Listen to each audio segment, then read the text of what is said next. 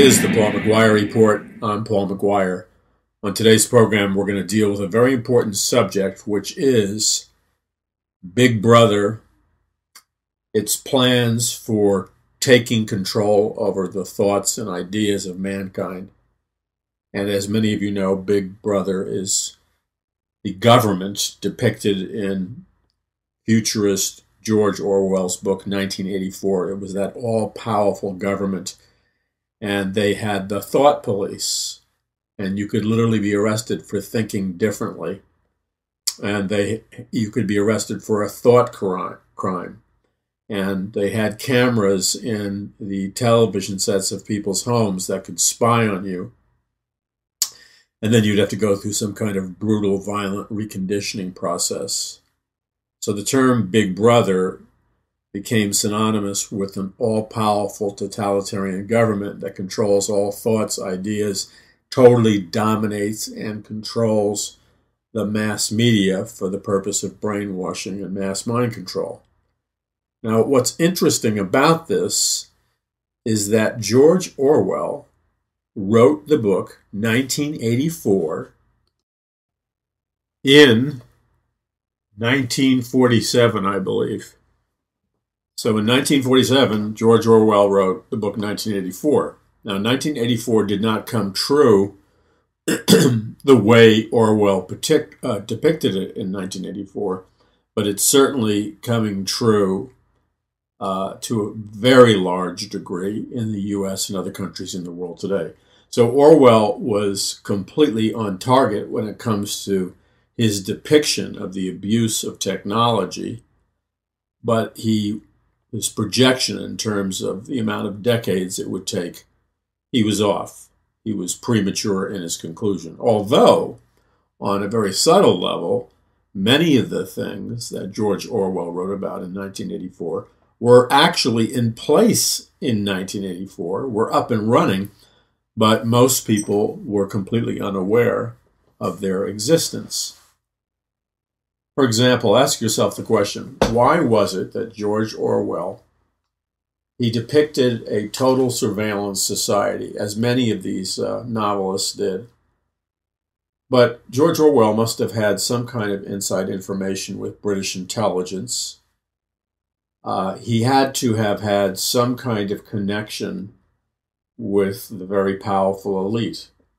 An example would be H.G. Wells, the former head of British intelligence during World War I and famous science fiction writer. People of his caliber must have had inside information of the kind of technology they planned to use in total surveillance of the masses. So it was considered quite shocking that in the novel 1984, that the government would have the power to put inside of every television set a camera where they could watch the people in the apartment or whatever, and they could hear what they were saying, and you could be busted for a thought crime. Now, let's take the last 4 years. Most people were not aware of the incremental changes that were occurring on a technological level, let's just say during the last 15 years. For the last 15 years, and it is my personal belief, but I can't offer you any documentation because it's secret. It's my personal belief that they have had the technology to watch people watching television for many years prior to people even knowing it was possible. See, most people think, well, I shouldn't even say most people. Most people have no clue that they're being monitored by their television sets in their homes, even though there's been many mainstream news media reports about it. Most people have no idea that their Toshiba 50-inch HD flat screen televisions or the other flat screen televisions they have the unique ability to spy on you and record you, and without you knowing it. Now, that news story broke loose publicly about 5 years ago.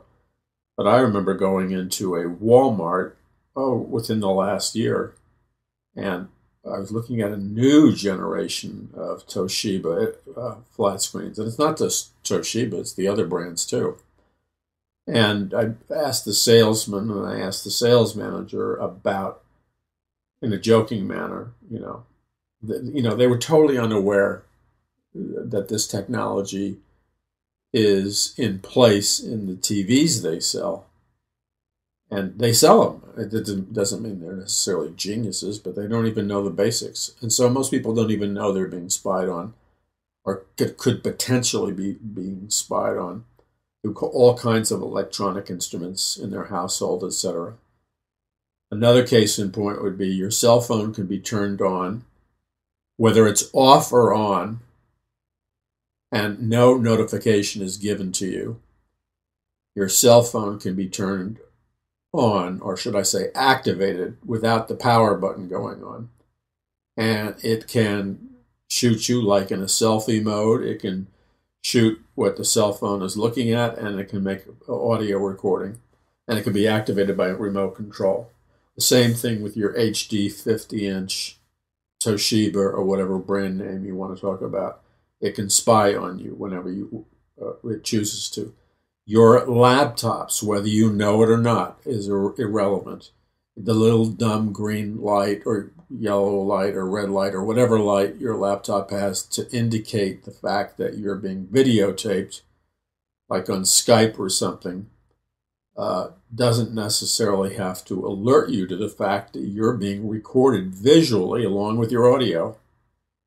And we said your cell phone can be turned on and all kinds of devices. Now, the important thing to realize here is that's all surveillance.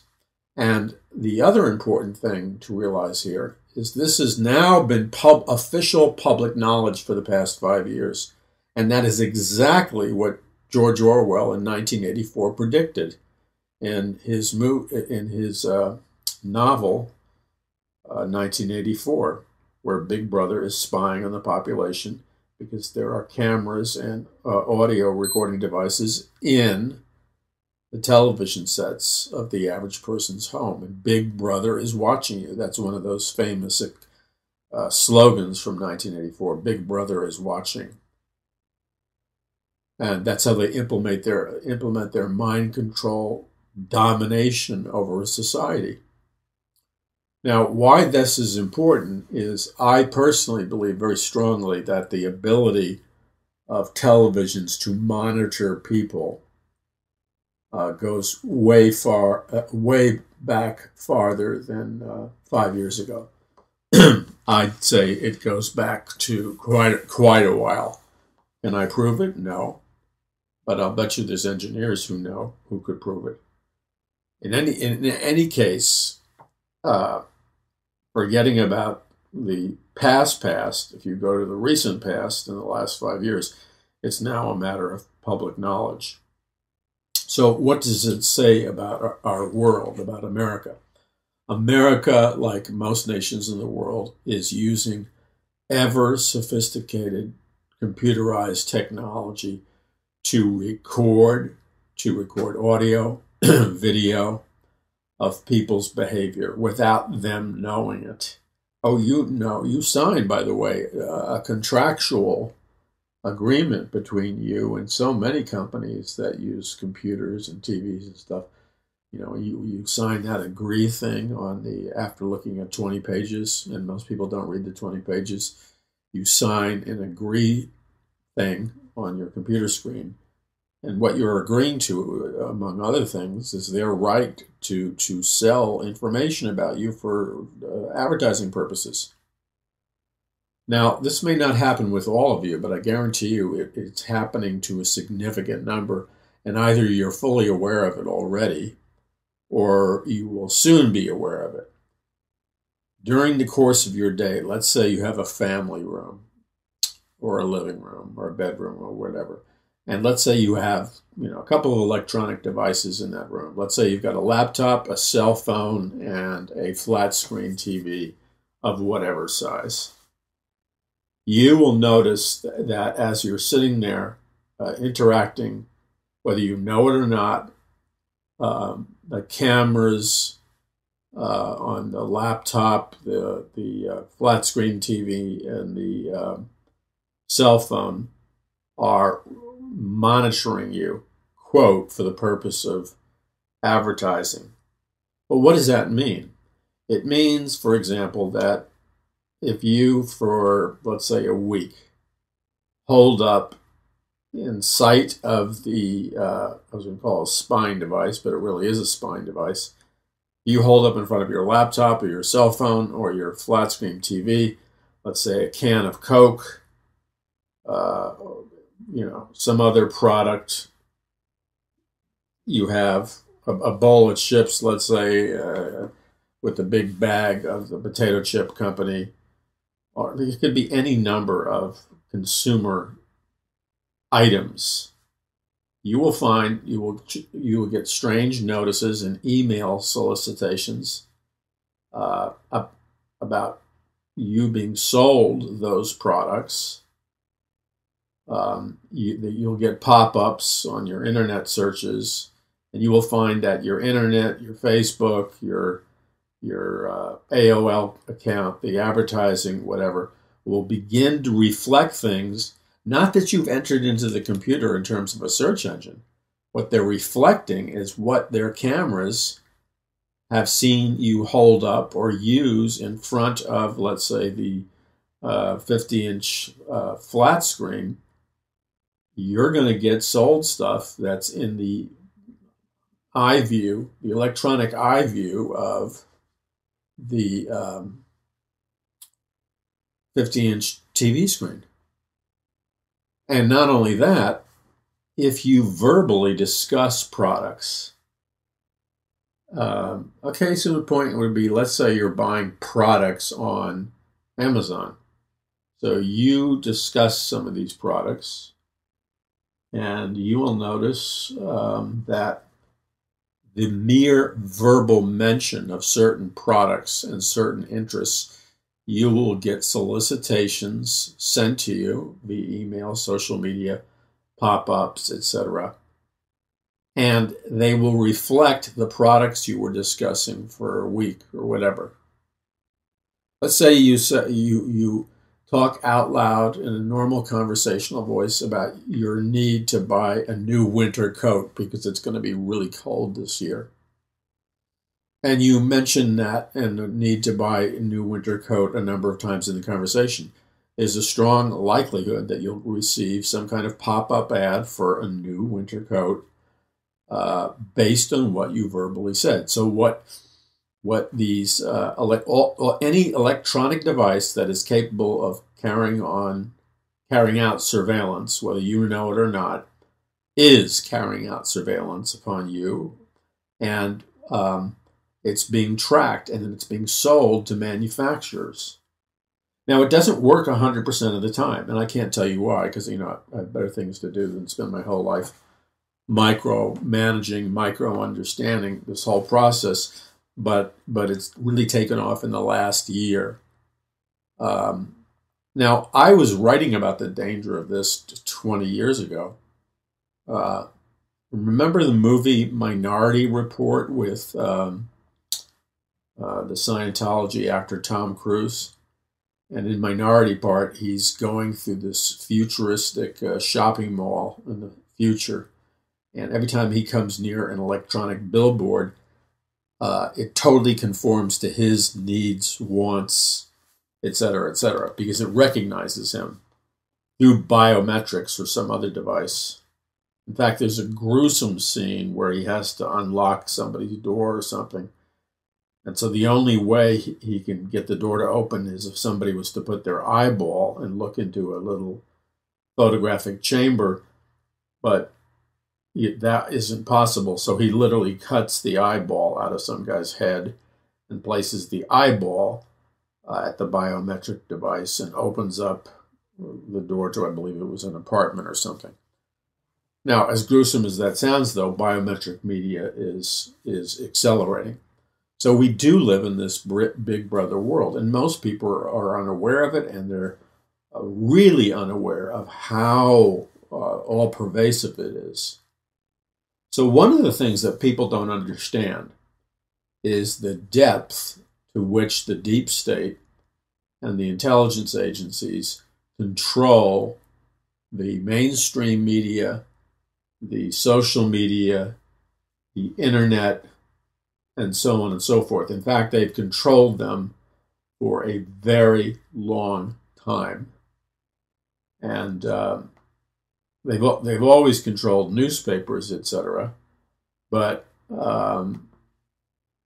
there's an interesting article by Carl Bernstein, who was one of the two guys who wrote the book. I think the book, All the President's Men. I believe they wrote it, and they exposed the whole Watergate thing. And it says in this thing about Carl Bernstein, it says, after leaving the Washington Post in 1977, Carl Bernstein spent months looking at the relationship of the CIA and the press during the Vietnam War years. And you can read this 25,000-word cover story published in Rolling Stone magazine, October 20th, 1977. And so what he discovers, which is really available before he discovered it, that, you know, ever since the end of World War II, it was really prior to that, but in a big way at the end of World War II, where you have two Dulles brothers. Now remember, the Dulles brothers, one becomes the head of the CIA and the other becomes Secretary of State, but they really are handpicked and work for Rockefeller. And in this investigation, he discovered that at this time, in certain locations, the CIA had 400 American journalists who have been secretly carrying out all kinds of assignments for the Central Intelligence Agency. So that's 400 journalists who've done assignments between a time period. This was back in 1953. Imagine what the number is today. So these journalists, these papers, these TV stations, et cetera, many journalists were Pulitzer Prize winners after their doing their assignments for the CIA. But basically the CIA was managing and controlling the news media back in the very early 50s. Now, that isn't a surprise to me, and it isn't a surprise to people who you know, are paying attention, but don't think for a minute that the CIA's control over the media, like Big Brother, stopped in 53. It's continued on ever since that time period, and it's expanded into the internet and social media. Now, what's interesting about this is that our intelligence agencies, both in America and around the world, control the mass media, and not just the so-called news industry mass media, like television network programs, news programs, internet, social media, you know, stuff like that. But they also have a direct involvement in major motion pictures, feature films, the music industry, the literary, you know, best-selling novelists industry, and a whole spectrum of control, just like George Orwell's 1984. So, what's interesting, further investigations, according to Carl Bernstein, the Pulitzer Prize-nominated journalist, he's talking about further investigations into the matter of the CIA reveal that there were countless embarrassing relationships in the 1950s and the 1960s with some of the most powerful organizations and individuals in American journalism. What does that mean? Is they were printing fake news back then. They worked for the CIA. They printed what the CIA wanted them to. And then, according to Carl Bernstein, a liberal, he says that among the executives who lent their cooperation to the Central Intelligence Agency were William Paley of the Columbia Broadcasting System, CBS, Henry Luce of Time Magazine Incorporated, Arthur Hayes Schulzberg of the New York Times, Barry Bingham Sr. of the Louisville Courier Journal, and James Copley of the Copley News Service, the National Broadcasting Company, NBC, Hearst Newspapers, William Randolph Hearst, that mega entrepreneur, the heads of different strings of major chains of newspapers throughout the country, like the New York Herald, the Saturday Evening Post, Scripps Howard. Some of these you may not recognize because they were giants in the past. Associated Press, United Press. And then, according to Bernstein, the most valuable of these associations, according to CIA officials, have been with the New York Times, CBS, and Time Incorporated. Now, the only thing I would disagree with is that these are ongoing relationships today. And you could add to that list a bunch of things like CNN, and you could add the Washington Post and many other newer media. So they were controlling the mass media. Okay? Controlling the content, controlling the news. That is not a free press. Freedom of the press is a constitutional right, but you can't have freedom of the press when the press is controlled by powerful intelligence agencies. That's not freedom of the press. So there's so much factual documentation just in this one article alone by Carl Bernstein. And then he writes, the agencies dealing with the press began during the earliest stages of the Cold War. Allen Dulles, one of the Dulles brothers, who became director of the CIA in 1953. But remember, Allen Dulles, director of the CIA in 1953, is a total order taker for Rockefeller. And so he created this all-powerful, under the guise of fighting global communism, he created this all-powerful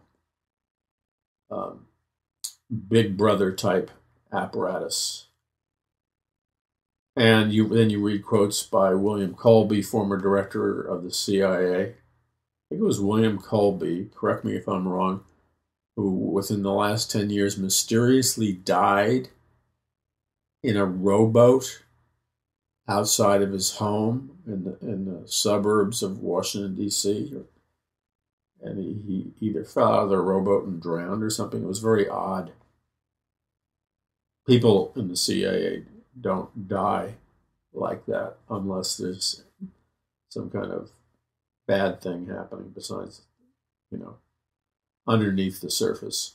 So the point is that the CIA, up until today, now the article doesn't talk about the up to today part, but we know, for example, that the CIA has allegedly had, and I'm saying allegedly, even though there's a lot of very powerful mainstream papers that have published this. I'm saying allegedly simply as a legal disclaimer. But there are prominent publications and news outfits that have done considerable reporting about the CIA's involvement and startup financing and ongoing financing with Amazon, with Facebook, with Microsoft, with Apple, with Google, and some Twitter and so many other social media and internet-driven media sources. And in front of me, I have up to the second research telling you more. Because guess who gave many of these startup organizations like Google and Facebook their startup money? Well, CIA companies. So it wasn't necessarily the CIA that gave them money. It was an organization connected with, officially or unofficially, with the CIA. So all of this continues today.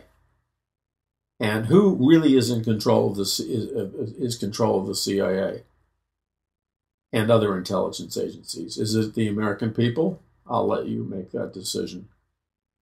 But we do know that Rockefeller, that's one globalist individual who's worth countless billions of dollars, directly hires the heads of the CIA and other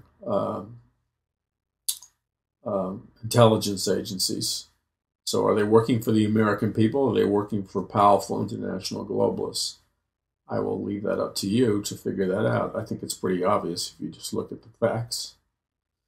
So let's get into the most recent control that they're exercising, because this shows you up to the second how the news, the opinions, the mainstream media, this garbage about the fake news media is all carefully under the control of powerful globalist individuals and corporations and a kind of global totalitarian, authoritarian New World Order. You're listening to the Paul McGuire Report. I'm Paul McGuire. Remember truth. Jesus Christ said, "You shall know the truth, and the truth shall set you free." Controlling the media is about controlling truth and information and replacing it with lies so that you can control the masses by lies, scientific mind control. And that's the name of the game. It's a form of psychological operations. Now, I didn't know, did you, when you went to college or high school or whatever, that certain branches of the U.S. government would be in an adversarial relationship with the American people? Well, I think we've seen a lot of it recently, haven't we? Especially in the coverage of Donald Trump, President Donald Trump.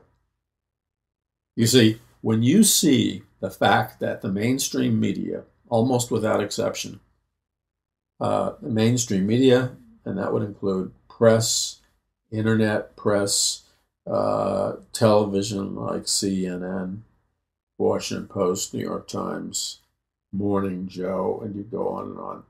MSNBC, again, the guys at CNN, all the stuff. The reason they're all publishing the same lies about Trump, the same hatred towards Trump, and everything they do seems to be an attempt to tear Trump out of office, is because they are not free agents. They are not journalists with any integrity at all. They're, to be blunt, whores. Now, if you're offended by the word, I apologize, but this is, you may think is a bizarre justification, but it says in the book of Revelation that the kings and the powerful men of the earth fornicated with that great harlot, and some versions are translated whore, Mystery Babylon. But that the powerful people of the earth, men, fornicated with her. What does that mean? They engaged in an unholy oneness with her that was both physical and spiritual.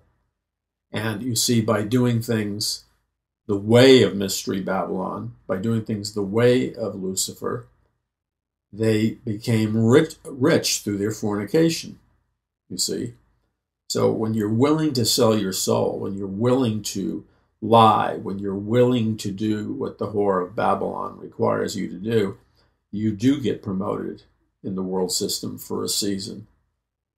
And so this terminology that I chose to use the word whore was not an attempt to be lewd, but it was an attempt to be accurate from a spiritual sense of what is really going on. Now, I want to read you something that you should be aware of. And by the way, if you know people that need to know the truth about what's going on with the media, how we really are in a Big Brother 1984 totalitarian, let's call it a soft dictatorship, both here in the U.S. and across the world. You can send them an archive of this program at paulmcguire.us. You just send them today's program and use your creative imagination and gifts to send it to them and interest them in it. And see, it's by doing this, we do an end run around the gatekeepers. We're going to talk about the gatekeepers in just a minute that are trying to block all free forms of communication. They're trying to block all truth through the use of sophisticated computers. And it's a great danger to you and me and to the work of Jesus Christ in our nation and the world. And we need to be on the alert, for our adversary goes about like a roaring lion, seeking whom he may devour. You're listening to the Paul McGuire Report, and you can use any number of social media icons at paulmcguire.us. We have the latest of television interviews that I've been doing with Troy Anderson on our new book, Trumpocalypse. We have radio shows, archives of my program, the Paul McGuire Report. We have radio show archives of interviews I've done recently with Hagman and other fine radio programs. Visit paulmcguire.us. Oh, and you can see a week's worth of programming Troy Anderson and I recorded with Tom Horn on Skywatch TV, with Derek Gilbert hosting, talking about the Babylon Code and some very intense stuff like the Deep State. And you can see a program that we did, Troy Anderson and myself, on Trumpocalypse, on Jewish Voice with our good friend Rabbi Jonathan Bernis. And you simply visit paulmcguire.us. You can also then send those different videos and radio and TV programs, interviews. You can send them to people all over the world. You're listening to the Paul McGuire Report, and simply go to paulmcguire.us. Help us spread this far and wide. It's only with your help, by the way, that we can get around the gatekeepers, which I'm going to explain in just a moment. You are listening to the Paul McGuire Report. I'm Paul McGuire. 1984, George Orwell's warning about a thought police and a big brother government. These concepts were also echoed by numerous other authors, such as Aldous Huxley, author of Brave New World and the Scientific Dictatorship, and many others. So let's go fast forward right up to the second. And by the way, I need to put this out up front. Every day that we speak, there are very powerful forces that are taking over more and more dictatorial control of the content of the internet and social media. And they do it through highly sophisticated means of bots, which are computerized, like robot systems that censor, let's say, Christian points of view, conservative points of view, traditional values points of view.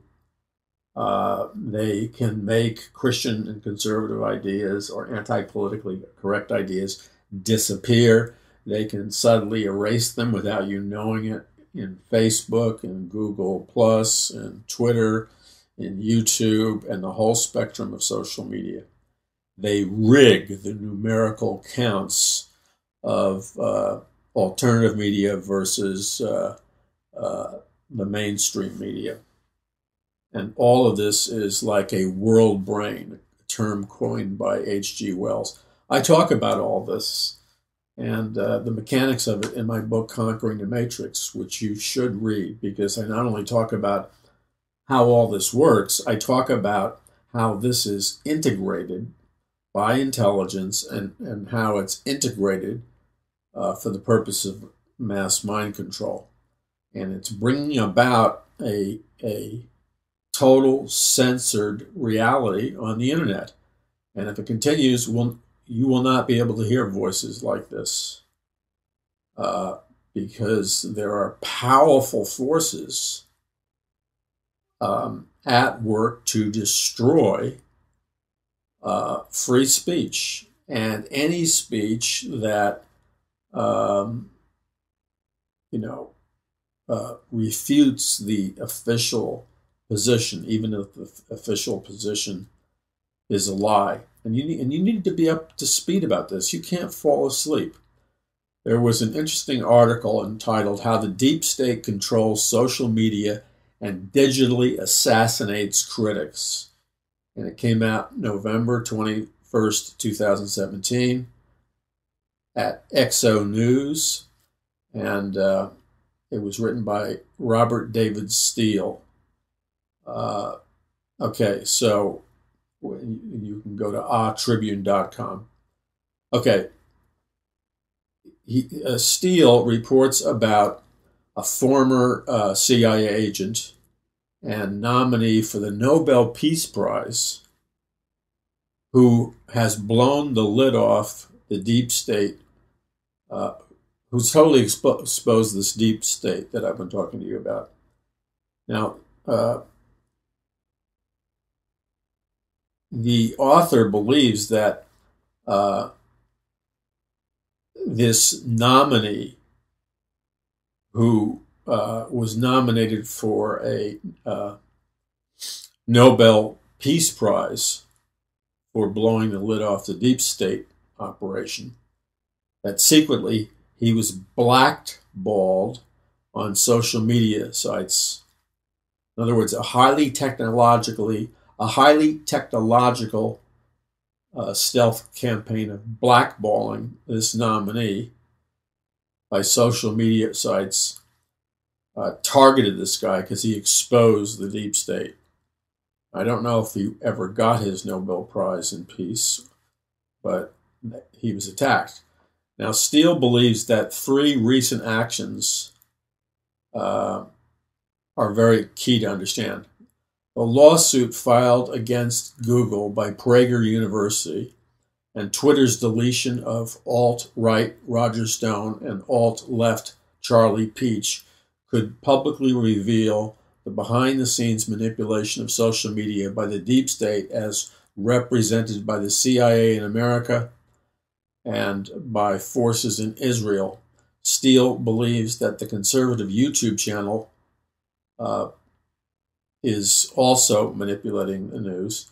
Prager University's lawsuit against Google for banning over 50 videos is the most important case of our time. Steele says the deep state is seeking to censor and in some cases digitally assassinate both those on the right and those on the left who challenged the official narratives. Okay?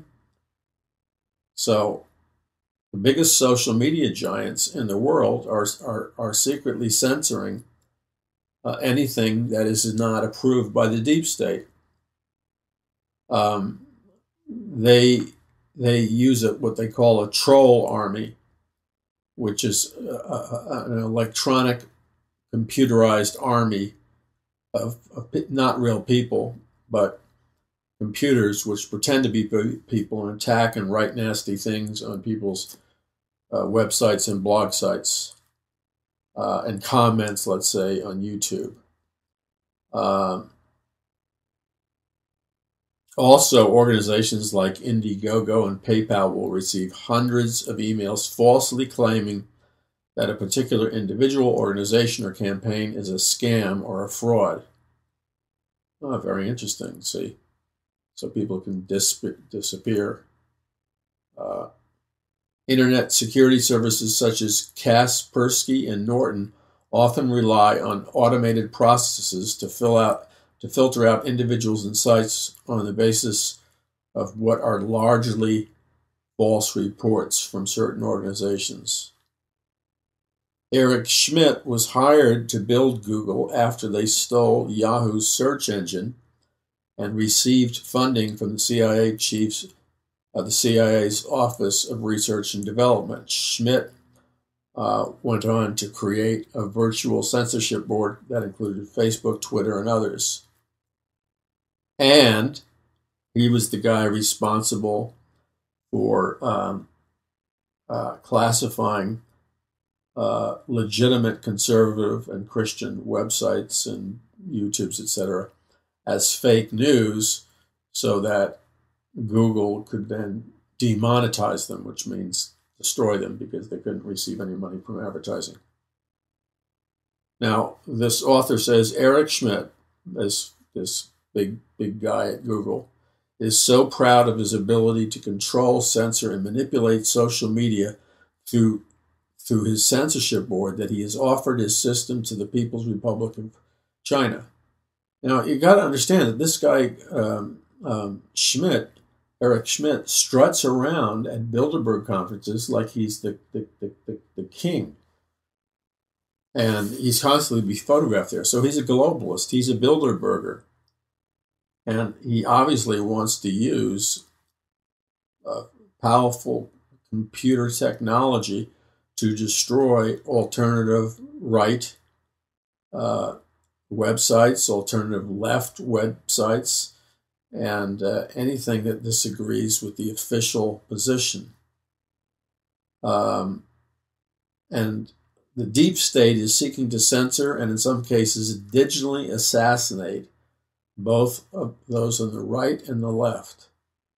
So in other words, you have to speak within the confines, I guess, of the position of the deep state in order to be promoted. If you go against the deep state, they're gonna take you down. This is censorship. So Google, according to this article, Google is has what they refer to as the Google Gestapo, which takes down and monitors anybody who's considered an enemy to the globalist elite and the deep state. It's really very, very disturbing to read this. Very disturbing to read it. Because what it means is they're after all free speech in the Orwellian sense. And you've got to be aware of what they call troll armies. These are automated bots. And sometimes they're real people or human trolls. In many cases, they're automated bots. And they can mobilize hundreds of these bots who have these fake personalities who will write critical or highly negative things about organizations you want to tear down with programmed responses. They're not real people.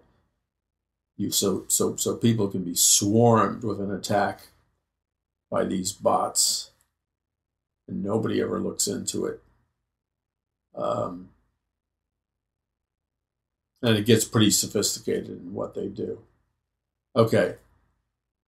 Then they have people in the alternative right, people in the Christian media who are just taken down because they have a Christian point of view, and a conservative point of view. And their goal, when they're finished, is to lock all this down. So you have to be aware of it. Because you see, if these people can get away with controlling all information, then they control the worldview or the beliefs of an entire population, which they're doing now. And then we are already in the game of Aldous Huxley's scientific dictatorship, but it's evolving very quickly. So I'll give you examples. Our book, Trumpocalypse, we were very careful to release very little information about it. Up until recently, we've just begun to release information about it. So we did a bunch of interviews with Tom Horn's Skywatch with Derek Gilbert. And those interviews, I think, aired last week or they air this week. And there was one segment we recorded to air that day, which was December 19th.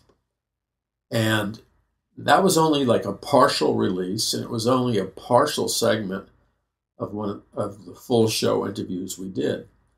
But the radical left, the Soros-financed hit groups or watchdog groups, I'm not saying this was financed by Soros, but it was financed either by Soros, one of his front groups, or a similar type of group. And they must have Tom Horn's Skywatch on their list of people to watch, because before the day was out, and this is just one interview, we were attacked with, they attacked Trumpocalypse, where they attacked Troy's comments on calling for a national day of prayer. I mean, they just went in for an all-out attack. What were they so threatened about? They were so threatened that the president was going to read it and that it may influence him, and, oh, God forbid, we should actually have a national day of repentance. So they attacked all that viciously. Well, since that time, Dr. Ben Carson has received his copy of Trumpocalypse. We've put the picture out there for you to look at. Vice President Mike Pence and his wife received their copies personally last week, and President Trump received his copy just a couple of days ago. So thank God that those missions were accomplished, and there's more to happen very soon. But what they were trying to do is demonize the book so nobody would read it, and it backfired because we plummeted up. We benefited from their publicity, and Trumpocalypse became #1 in like 15 different categories all over Amazon. #1 in prophecy, #1 in all kinds of things. And I believe that one of the reasons for the success had to do with the fact that in their attempt to demonize us, they accidentally promoted us. But it doesn't always work that way. So here we're seeing an example for the battle in hearts of mankind in our nation and across the world. These people want to control the thinking of the mass population, and they do it through lying.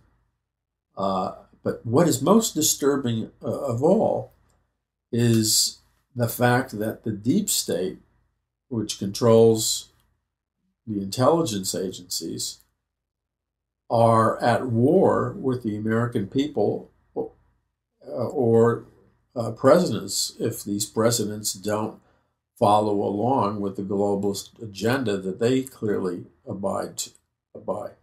The question has to be asked, is the deep state, which are connected to our intelligence agencies, are they in the business of defending America's freedoms or bringing America willingly or unwillingly into a totalitarian, a globalist regime where you don't have freedom of speech?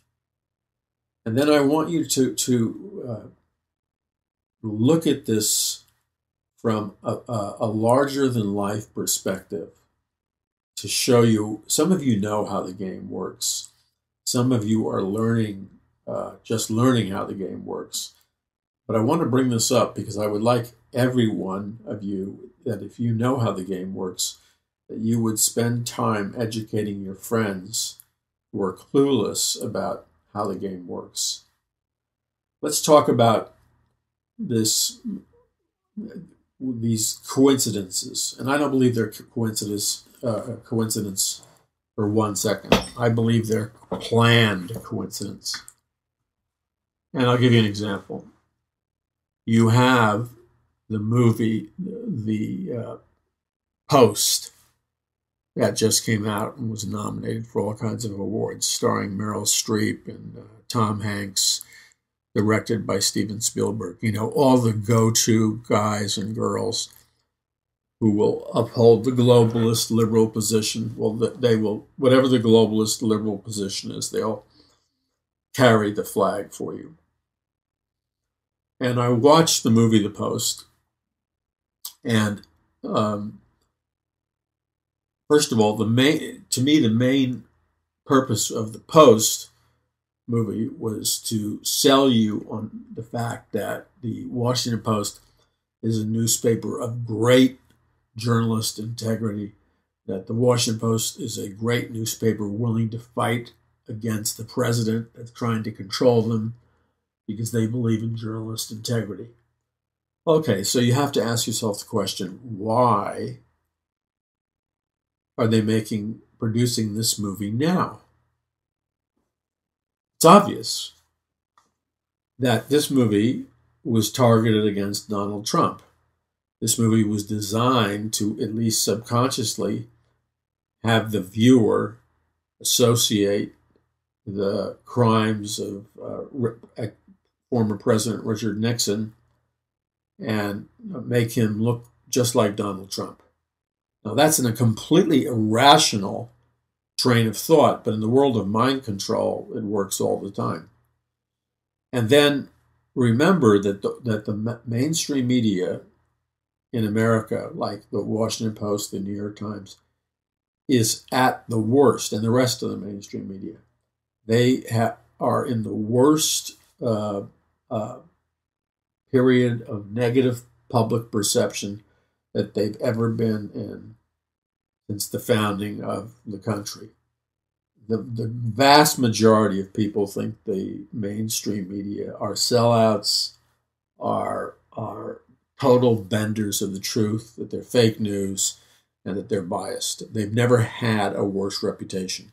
And the Washington Post especially, along with the New York Times, is the public confidence in the Times and the Post is so low, it's ridiculous.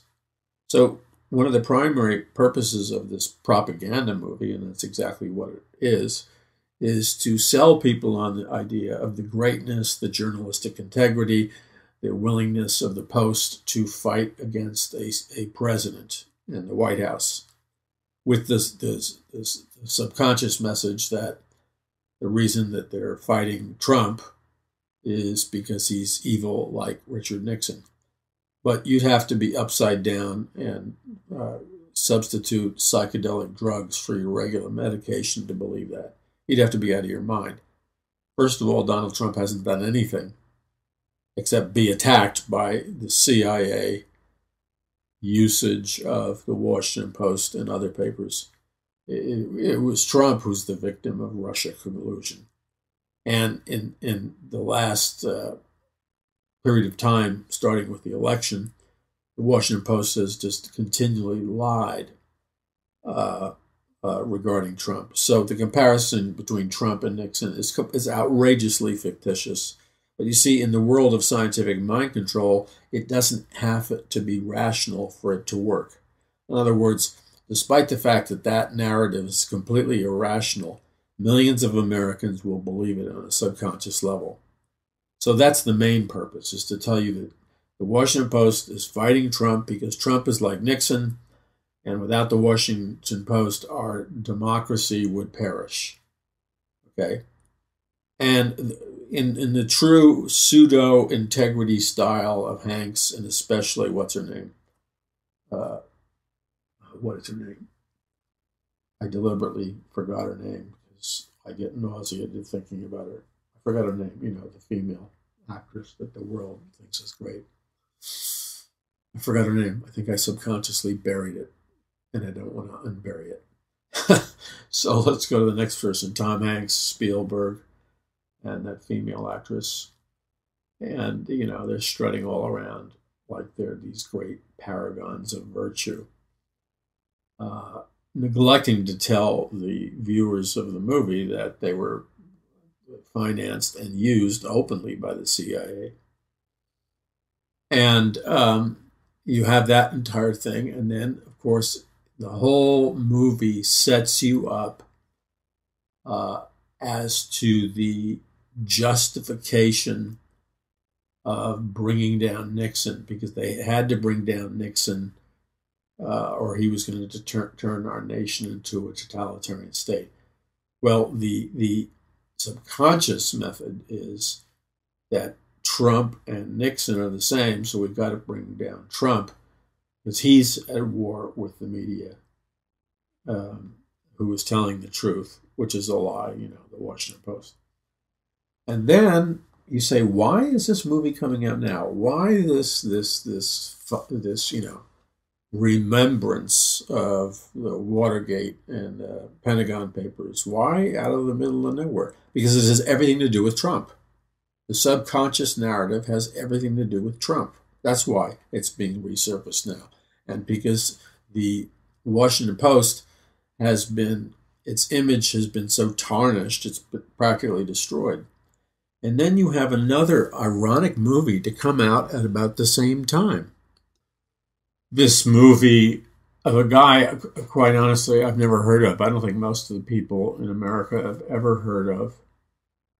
And now, at the same time the Post movie comes out, we have this strange movie. Why these movies now? Why these movies now? Because this is really the subconscious theme. It's all about Trump and the media. So in this movie, it's the story of an FBI high-level director named Mark Felt, who, according to Felt's own words, was, quote, Deep Throat, the deep throat source for the Watergate leaks. And so the whole thing is that, according to this movie, the Richard Nixon White House was assuming dictatorial control over the media, especially the newspapers, New York Times, Washington Post, stuff like that. And so this investigation by the Washington Post led to the toppling of President Richard Nixon, especially through the hidden efforts of Mark Felt, the subtitle, The Man Who Brought Down the White House. Okay, so here's the thing. The thing is that why are they doing this movie now about the man who toppled the White House and this president who is using his power to dominate the media and control the media? Well, again, the subconscious narrative is the relationship between the media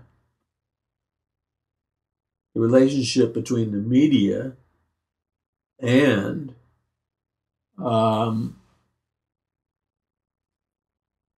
Trump.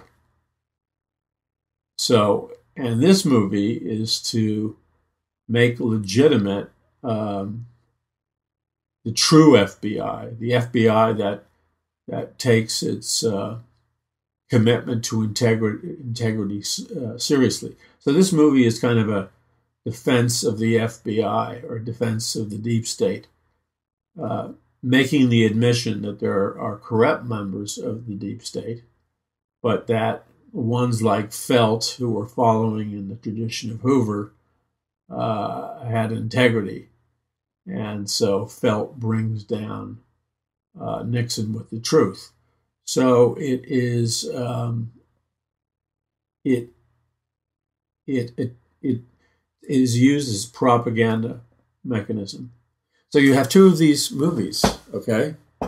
And then you have to ask yourself the question, and this is a side matter, it's not directly related to the essential topic, but why after all this time do we see two movies mysteriously float to the surface, Mark Felt and the Post?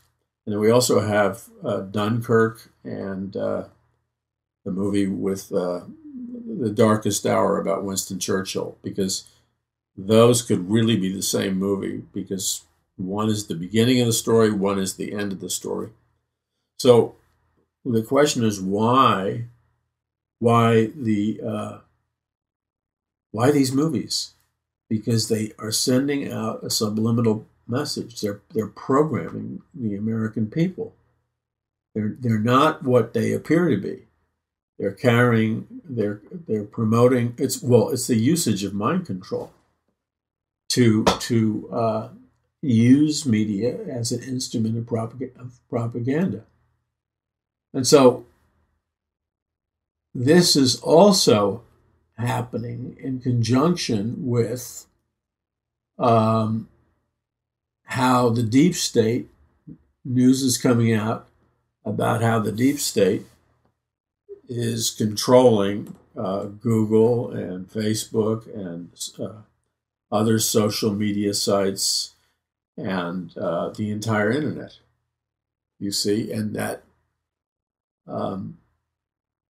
the exposure seems to be happening at the same time. Now, what will happen in America and around the world if we lose free speech, if we lose freedom of the press, and we lose freedom of religion? Because all of this stuff that is orchestrated by the deep state is an attempt to control thought, to control free speech, to control ideas.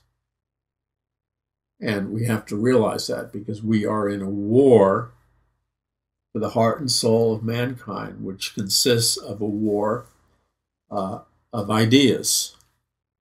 And when you control the ideas that people believe in, and you also implant the ideas that people believe in, you become part of what Aldous Huxley called the scientific dictatorship, where you can control a nation without even the majority of the nation recognizing what's happening to them. So this is critical, because whoever wins this war, you see, once the window is closed on this technology of social media and the internet and mainstream media, and if the deep state is allowed to continue to control the media in a dishonest way. So, for example, in the movie The Post, one of the main messages in The Post was that a very detailed analysis of the whole history of the Vietnam War was written by a high-level government official, Robert McNamara, former Secretary of Defense. And in it, he makes the assessment that we can't possibly win in Vietnam.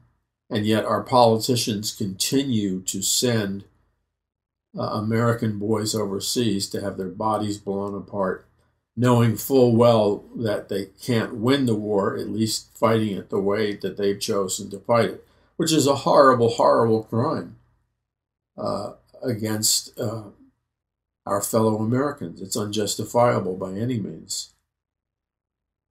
Now, if they had chosen to fight the war a different way and actually had planned to win, that would not have been the case. But you see, when you're presented with the irrationality, of arguments that are designed to lead to subconscious thought patterns, you have to deal with them because they're irrational. So when this movie, The Post, comes out, it focuses in on the Pentagon Papers, which is a critique of the entire Vietnam War from former Secretary of Defense Robert McNamara. But even the movie admits that the basic Vietnam War policy from the beginning, from the days of Truman, from the days of LBJ, from the days of President Kennedy, and down the line, they were all involved in the war and just basically trying to not get blamed for anything. Nobody wanted to be the president to pull out. And so they admit that about Nixon. So by admitting that about Nixon, they're admitting that Nixon is basically doing the same thing as LBJ, Truman, and all the other presidents, who were all guilty of getting us involved in the war. So why does the Washington Post then just focus on Richard Nixon and go after Richard Nixon? See, here's where the rational, logical mind collides with the topsy-turvy Alice in Wonderland world of mind control.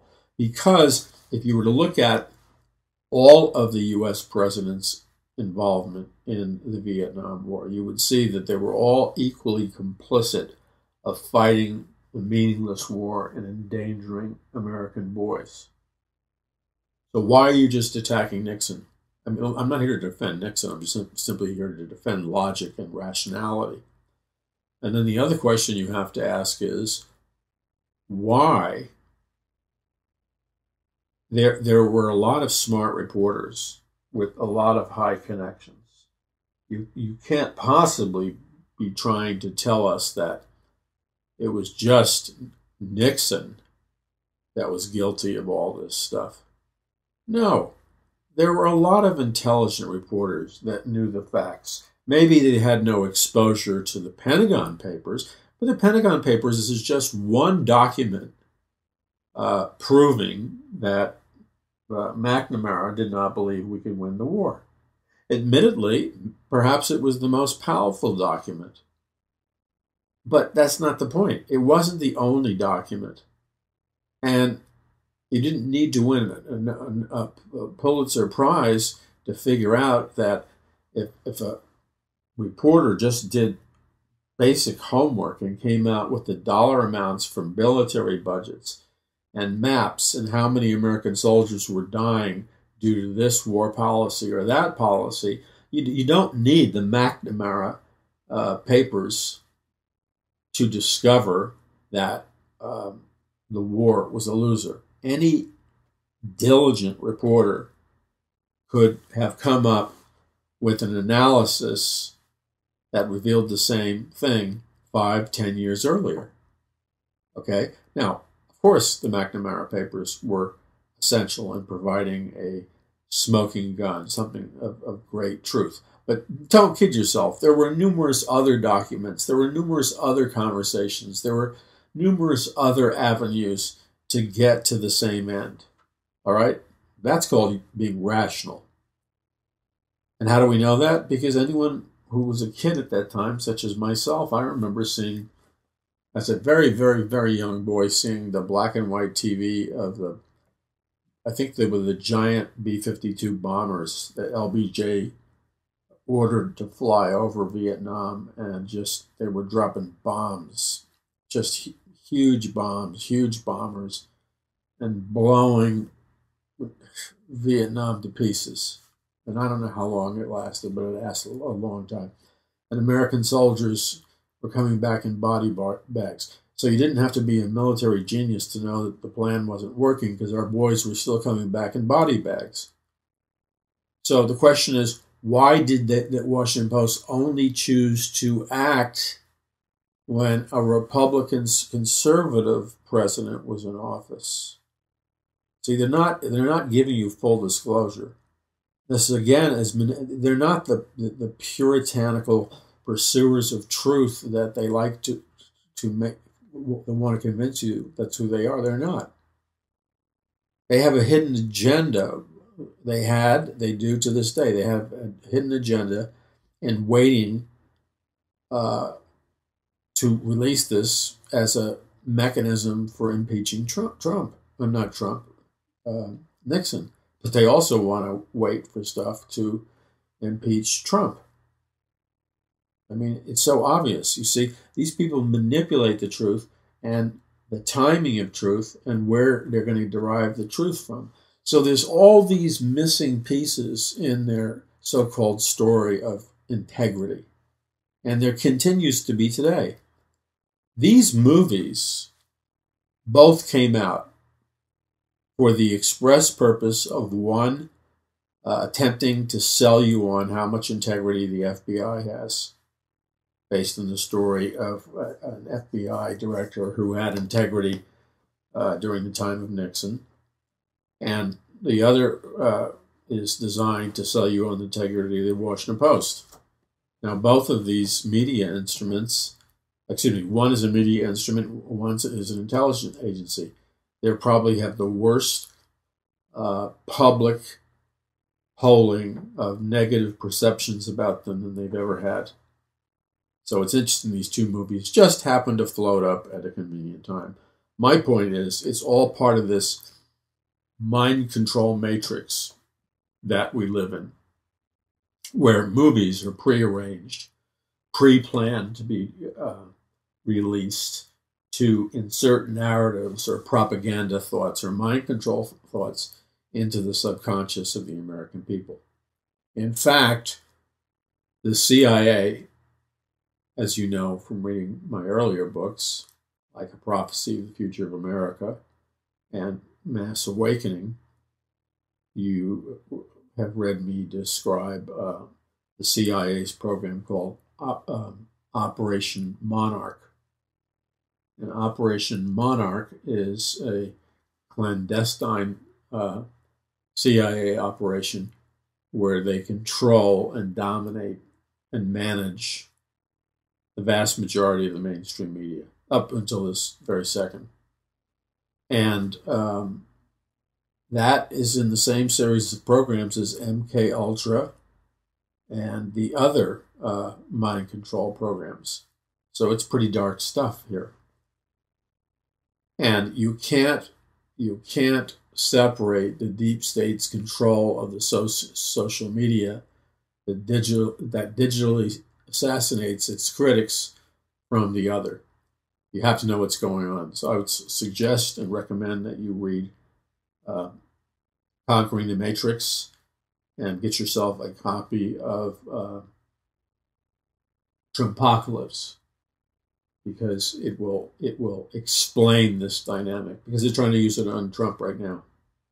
And that is not freedom of religion, that is not freedom of speech, and that is not freedom of the press.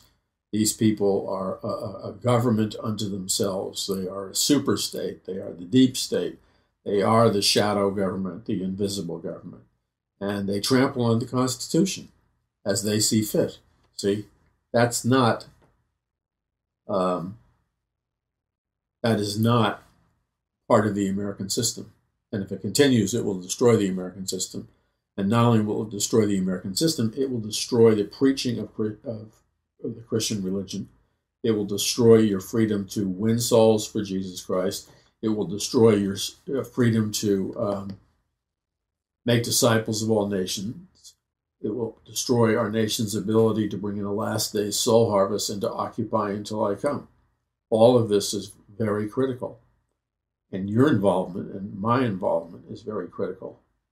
So we are at a juncture, we're at a crossroads. It would be very naive to think anything less than that. We're at a crossroads.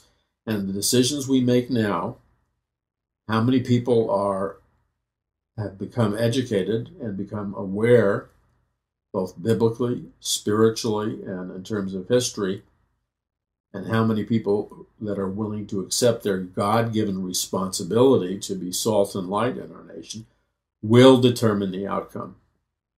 So our job, and one of the calls of this ministry, is to educate as many people as fast as we can, make them experience a spiritual, but also a logical or intellectual great awakening, to make disciples of all nations, which incorporates all this, because you can't occupy until he comes unless you know how to make a disciple of all nations. Because our war is a spiritual war, it's not a physical war. And these are the things that we want to do. Now, tragically, the vast majority of the evangelical churches want to shirk their responsibility. They want to, duck and cover. They don't want to confront the problem. Well, the problem with not wanting to confront the problem is that great disaster potentially lies ahead. Enormous suffering for you, your families, your children, your grandchildren, and so on and so forth, if we, at this time, don't take up the responsibility along with the mantle of anointing that the Lord will give us for obedience. Because, you see, the time is now. It's not 10 years from now. It's not 5 years from now. 5 years from now, this battle we're talking about today will be over. And if it's over and we don't win, guess what? This discussion, this type of accountability, this kind of truth will disappear. And what will replace it is totalitarianism. And that will be a horrific place to live for your children and grandchildren. And it's not God's plan. Remember, God told us to occupy until he comes. But that's a choice we make. It's obedience or disobedience. I hope you join me on more of the Paul McGuire Report as we study truths that are all derived from God's Word. And then we take the necessary steps of action so we can hear the words of our Lord and Master Jesus Christ and hear him say, "Well done, thou good and faithful servant." Join me, will you? Partner with me. Choose to be a partner with me in Paul McGuire Ministries and partner with us in reaching the people with the truth as fast as we can. Partner with me in getting this truth out to as many people as possible. Partner with us as we take advantage of new media technologies to reach much larger groups of people, and how we do an end run while we still can around the blockades to truth. Because truth sets people free. It also brings eternal salvation. And we need many of you to be prayer warriors, serious prayer warriors. And we need those of you to go to the Lord and ask how much you can contribute or give. Because we're all in this together. And those of you who will use your talents and God-given abilities to help spread the message and get around the gatekeepers. God bless you. I'm Paul McGuire. Visit paulmcguire.us. That's paulmcguire.us. Remember, with God, all things are possible. Nothing is impossible with God. And together, by thinking supernaturally and acting supernaturally, we can accomplish the mandate that God has called us to do. God bless you. I'm Paul McGuire.